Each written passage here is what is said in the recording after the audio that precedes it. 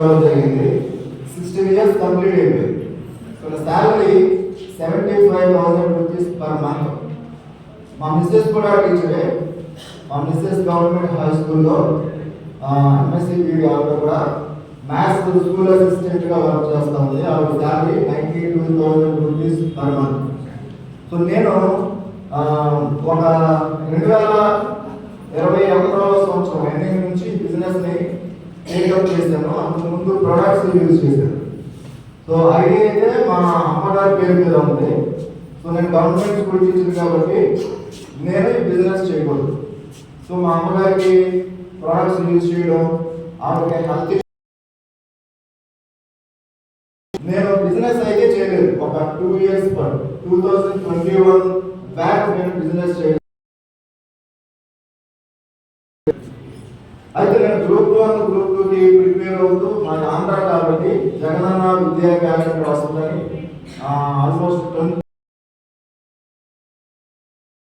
చాలా బాగా చదివాను. బట్ క్యాలెండర్ రాలేదు. సో నేను విజయరాజ్ సార్ నాకు ఫస్ట్ నుంచి తెలుసు, మాకు కజిన్ అవుతారు. తమ్ముడు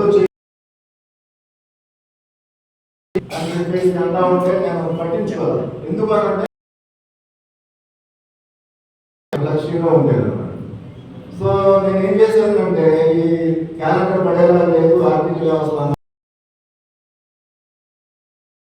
లేవు, ఇంకా ₹1,00,000 కూడా రావాలని చాలా టైం పడుతుంది. సో నేను ఏం చేశానంటే బుక్స్ని మా పర్సనల్ పెట్టేసాను. ఒకరోజు విజయరాజ్ సార్ అపాయింట్మెంట్ తీసుకుంటే 5 days తర్వాత తమ్ముడు ఇంటికి వచ్చేవారు సార్ అంటే వెళ్ళాను. కూర్చొని 3 hours మొత్తం స్టడీ చేశాను. నేను ఐడియా తీసుకున్నప్పుడు మా అమ్మగారికి ఇన్కమ్ ప్లాన్ 7,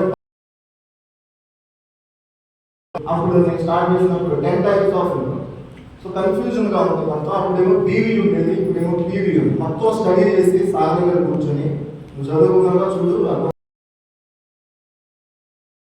1 గంటలు కొడుకున్నాను నైట్కి. మొత్తం యూట్యూబ్లో చూసి ఒక పీపీటీ మా అమ్మగారు ఐడియాలో. సో చేస్తూ చేస్తూ మా అమ్మగారు ఉండే టైంలో మా అమ్మగారు చెప్పారు. అప్పుడు 20,000 వచ్చింది కదా.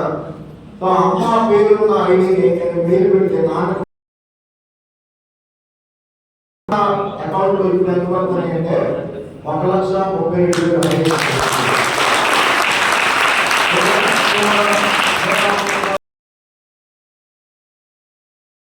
బిజినెస్ చూసారు కదా మీరు. 16 సంవత్సరాల పాటు ఎగ్జామ్లో ఒక టాప్ లెవెల్లో కనుక ఉంటే వచ్చేటువంటి పోస్టులో 75,000 రూపాయలు జీతం వస్తూ ఉంది. PM సాయంత్రం 3:30 తర్వాత నేను జస్ట్ డైట్.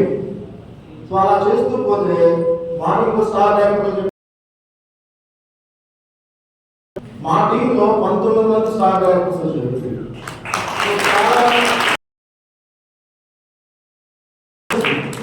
అయితే మొత్తులాగా పనిచేసుకుంటూ బాగుందా, డోర్ మీద ఏం రాస్తుందో చూసుకోండి.